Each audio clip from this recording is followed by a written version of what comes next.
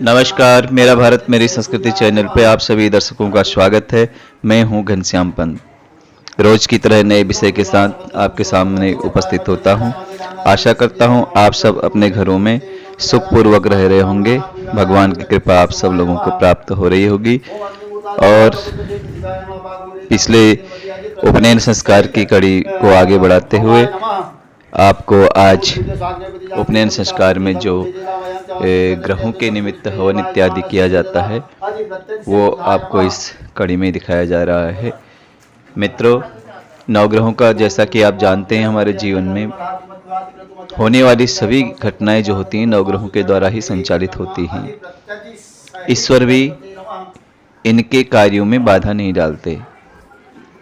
हर शक्तियां अपने अपने कार्यों को करती हैं और कोई भी उन शक्तियों के कार्यों में बाधा नहीं डालते। मित्रों, ग्रह जब हमारे अनुकूल होते हैं तो हमारे सारे कार्य सिद्ध हो जाते हैं, और जब ग्रह हमारे प्रतिकूल होते हैं तो हमारे कार्यों में हमें हमेशा बाधा का सामना करना पड़ता है और हमारे कार्य असफल हो जाते हैं। मित्रों, आज इस कड़ी में नवग्रहों के निमित्त जो हवन इत्यादि किया गया है वो आपको इसमें दिखाया जाएगा। कैसे स्थापना की जाती है, कैसे दीक्षा दी जाती है, ये सब आगे आपको दिखाया जाएगा। हवन का जैसा कि आप सब जानते हैं कि विशेष महत्व है। ग्रस्त लोगों को कम से कम अपने घर में साल में 2 बार हवन करना चाहिए। वैज्ञानिक दृष्टिकोण से भी आम की लकड़ी, चंदन की लकड़ी या औषधीय गुणों से भरपूर जो लकड़ी होती है उसका हवन में इस्तेमाल करने से हमारे घरों में जो बैक्टीरिया होते हैं जो हमारे लिए नुकसानदेह हैं वो सब हवन के माध्यम से नष्ट हो जाते हैं।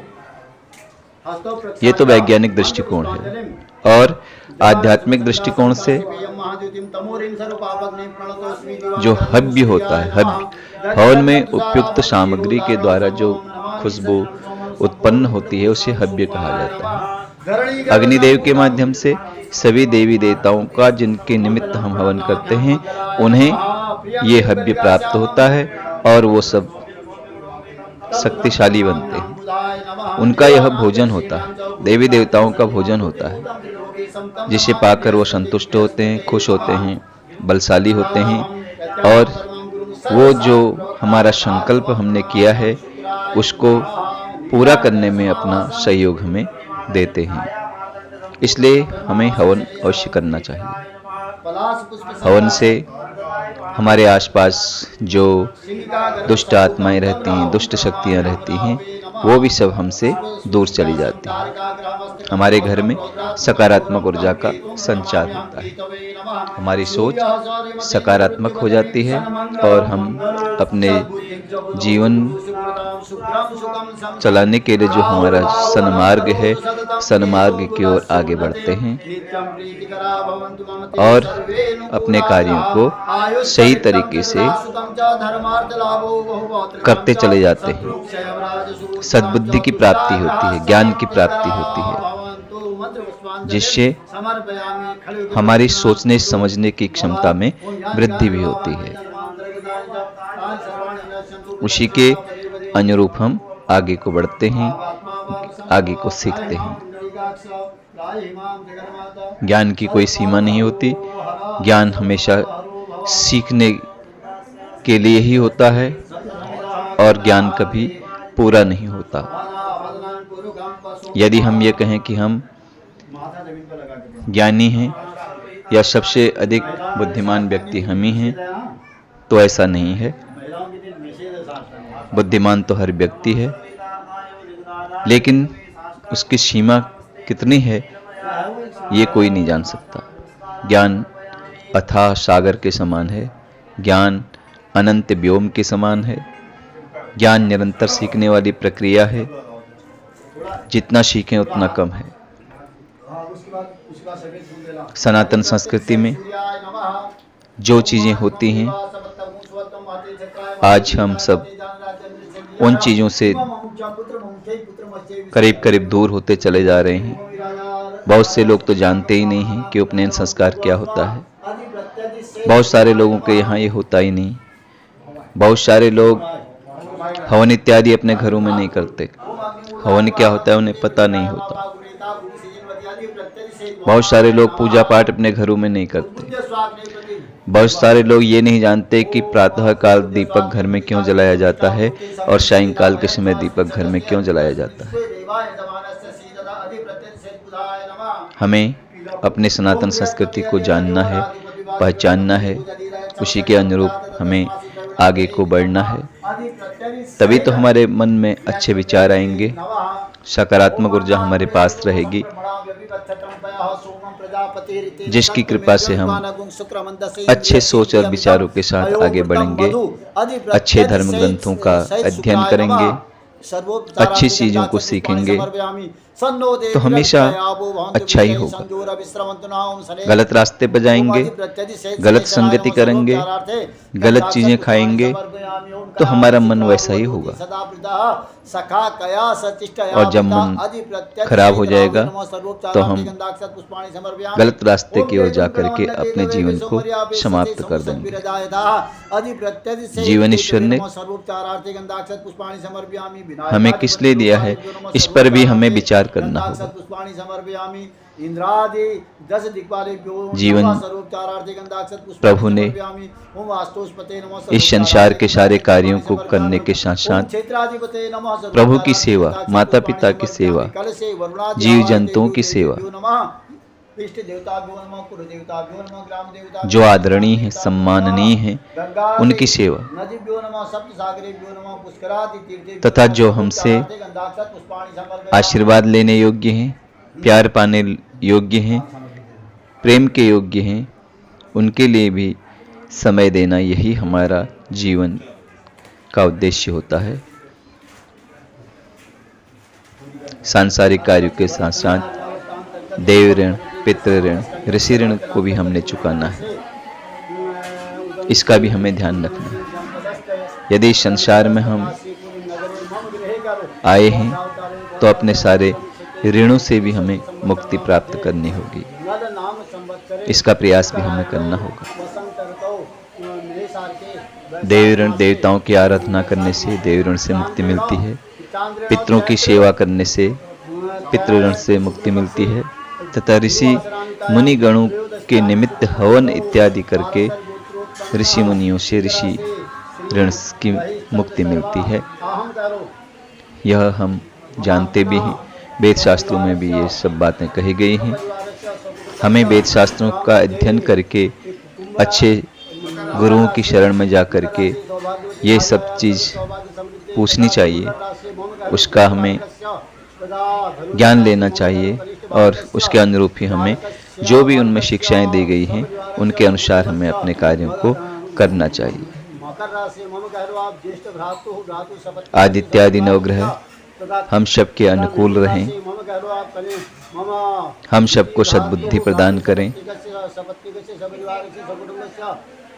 भगवान जगदीश्वर की कृपा हम सब पर बनी रहे। संसार को चलाने वाली सभी देव शक्ति, मातृ शक्ति हमारे अनुकूल बने, यही प्रार्थना हमें सुबह शाम करनी चाहिए। गायत्री महामंत्र उपनयन संस्कार में जिसकी शिक्षा दी जाती है उसका भी हमें नित्य प्रति जाप करें। नित्य प्रति उस महामंत्र के जाप से भी हमें अच्छे कार्य करने की प्रेरणा मिलती है, सद्बुद्धि प्राप्त होती है और अच्छे ज्ञान की प्राप्ति होती है, जिससे हम अपने कार्यों को करने में सक्षम रहते हैं। एक माला, दो माला या जितनी माला भी हम गायत्री मंत्र के लिए समय दे सकते हैं वो हमें करना चाहिए। सुबह कर सकें सुबह नहीं तो दोपहर में समय हो तो दोपहर में भी समय ना हो तो शाम के समय। पहले तो त्रिकाल संध्या होती है, 3 काल नहीं कर सकते तो 2 और 2 नहीं कर सकते हैं तो 1 तो अवश्य ही करने चाहिए। और एक में अगर यदि हमें समय मिलता है कम से कम 1000 मंत्र, नहीं तो एक माला तो जरूर करनी चाहिए। बहुत सारे लोग 3 माला का भी कहते हैं कि 3 माला गायत्री का रोज करना चाहिए, यानी एक माला 3 त्रिकाल के हिसाब से यदि हमें एक ही समय मिलता है, एक बार ही समय मिलता है, तो हमें 3 माला उसी समय कर लेना चाहिए। ऐसा अपने अपना विचार भी है।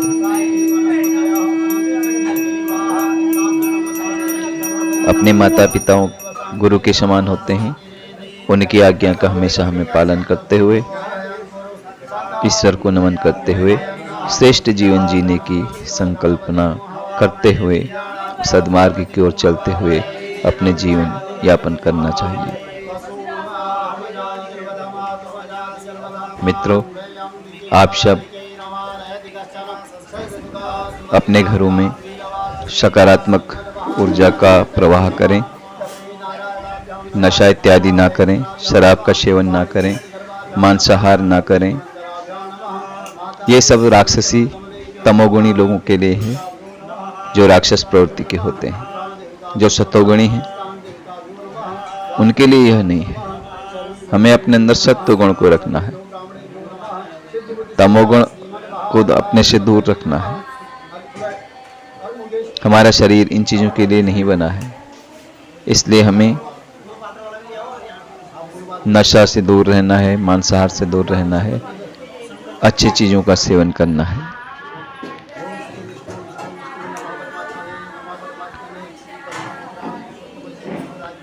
मित्रों, आप सब खुश रहें, सुखी रहें, आपके घरों में सकारात्मक ऊर्जा का प्रवाह हो, आप के ऊपर ईश्वर की कृपा हो। संसार में रहने वाले सभी जीव जंतुओं तथा वनस्पतियां, संसार में जो कुछ भी चीजें हैं, उन सब पर परमपिता परमेश्वर और आदिशक्ति माता जगदम्बा की कृपा रहे। सब स्वस्थ रहें, खुश रहें, मस्त रहें। इन्हीं मंगल कामनाओं के साथ आज इतना ही।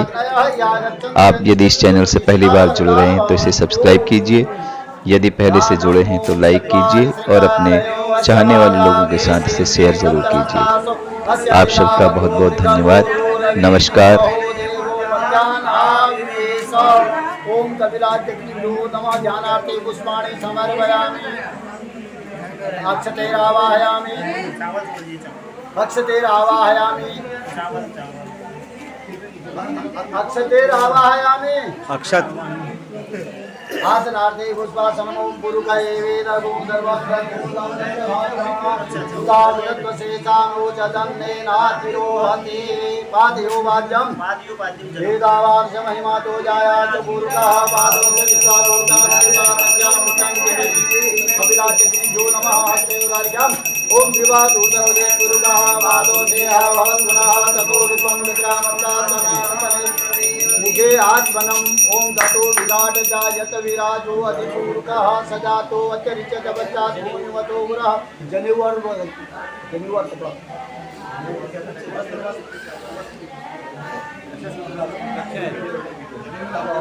पंचामृत। ओम पंचनद्यः सरस्वतीमभियन्ति सस्रोतसः। सरस्वती तु पंचधासो देशे भवत्सरे। कपिलाचक्रिभ्यो नमः। पंचामृत स्नानं समर्पयामि। पंचामृत स्नानान्ते शुद्धोदक स्नानम्। आपोष्टामयो भुवस्थान ऊर्ध्वे दधातन महेरणाय तत्ससे। वस्त्रोपवस्त्रं युवासुवासा परिवीतायात् सहस्रयां भवति। जायमाना तं धीरा च कवयो मन्यन्ति। स्वाभ्यो मनसा देवयन्तः। वस्त्राङ्गात्मनं जलं समर्पयामि। यहाँ पर रखना है, जनेऊ यहाँ पर रखना।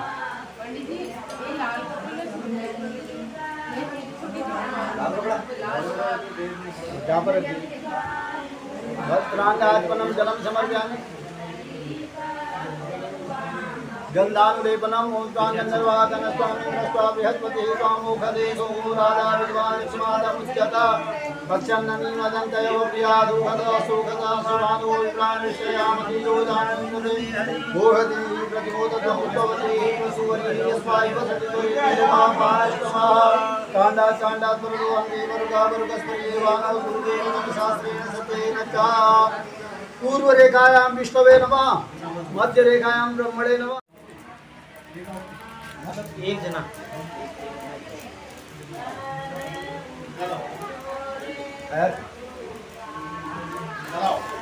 ओम अग्निर्धा दिवा कपपते पृथिव्याय महाबाहुरेता कुंसीलमये ओम होमाय स्वाहा दिवा कपपते पृथिव्याय महाबाहुरेता कुंसीलमये होमाय स्वाहा दिवा कपपते पृथिव्याय महाबाहुरेता कुंसीलमये होमाय स्वाहा दिवा कपपते पृथिव्याय महाबाहुरेता कुंसीलमये होमाय स्वाहा दिवा कपपते पृथिव्याय महाबाहुरेता कुंसीलमये होमाय स्वाहा दिवा कपपते पृथिव्याय महाबाहुरेता कुंसीलमये होमाय स्वाहा दिवा कपपते पृथिव्याय महाबाहुरेता कुंसीलमये होमाय स्वाहा दिवा कपपते पृथिव्याय महाबाहुरेता कुंसीलमये होमाय स्वाहा दिवा कपपते पृथिव्याय महाबाहुरेता कुंसीलमये होमाय स्वाहा दिवा कपपते पृथिव्याय महाबाहुरेता कुंसीलमये होमाय स्वाहा होमाय नमः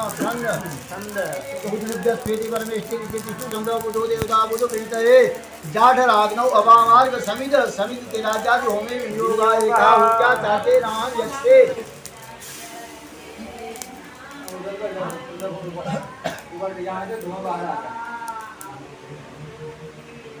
इसका रबड़ बैंड निकाल देना यार जब लाल लाल काम ओम पुरुषाय पुरुषाय ह्रीं ओम श्री शिवाय पुरुषाय पुरुषाय पुरुषाय ह्रीं ओम श्री शिवाय पुरुषाय पुरुषाय पुरुषाय ह्रीं ओम श्री शिवाय पुरुषाय पुरुषाय पुरुषाय ह्रीं ओम श्री शिवाय पुरुषाय पुरुषाय पुरुषाय ह्रीं ओम श्री शिवाय पुरुषाय पुरुषाय पुरुषाय ह्रीं ओम श्री शिवाय पुरुषाय पुरुषाय पुरुषाय ह्रीं ओम श्री शिवाय पुरुषाय पुरुषाय श्री शिवाय पुरुषाय पुरुषाय पुरुषाय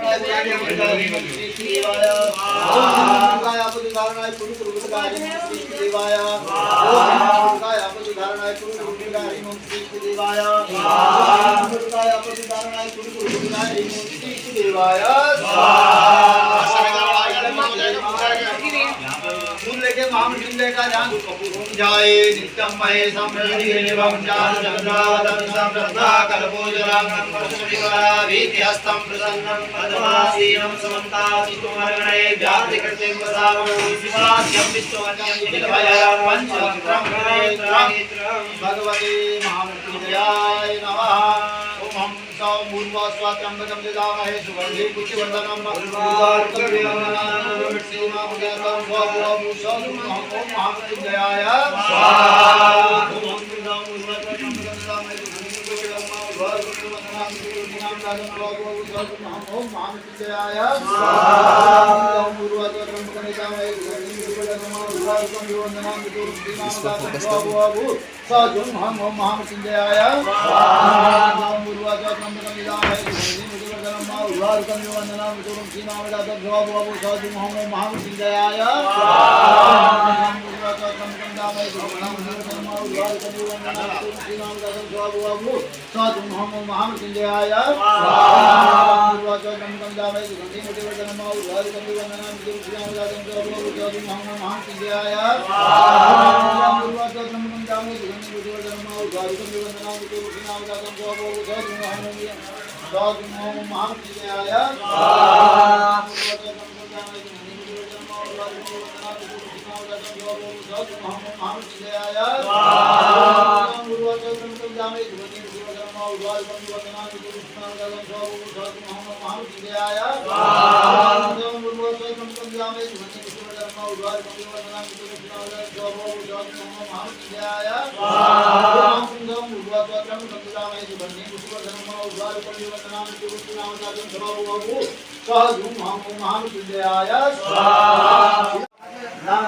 देवो आराधे देव्या वैश्वानर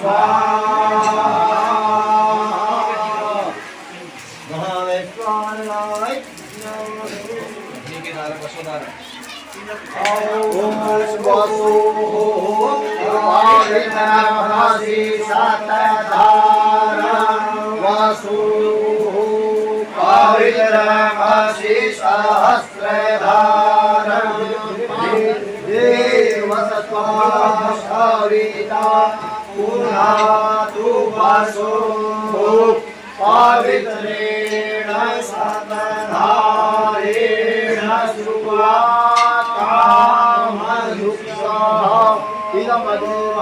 स्वाधराय नमः। तदुपा इत्यादि नाम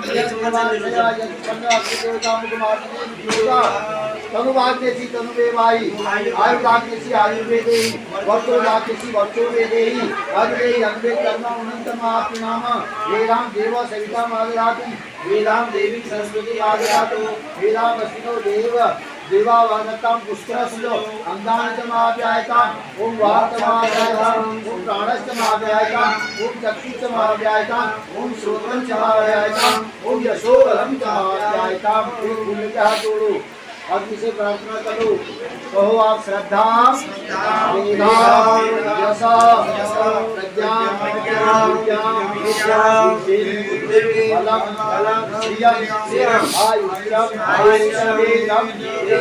आरोग्यम आरोग्यम भगवान की जय। पानी त्रायुक ऋषि नारायण ऋषि मुष्टिक छंद अग्निदेवता त्रायुक करणे विनियोग। आप एक संकल्प ले लो। ओम हरे